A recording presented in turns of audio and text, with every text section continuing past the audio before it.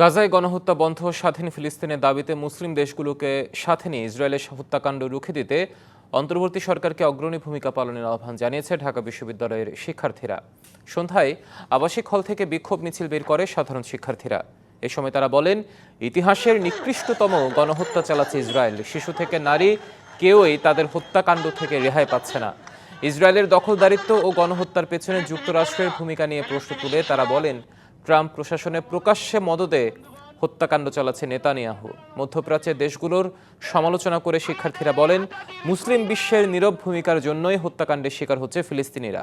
স্বাধীন ফিলিস্তিনের দাবিতে মঙ্গলবার ঢাকায় মার্কিন দূতাবাস অভিমুখে মার্চ করার ঘোষণা দেন তারা।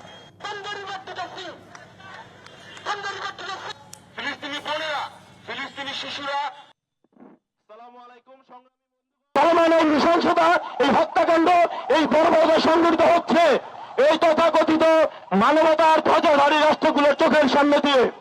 সারা বিশ্বের মুসলিম উম্মাহ যারা কিনা এখন ইসরায়েলকে সাপোর্ট করতেছে, তাদের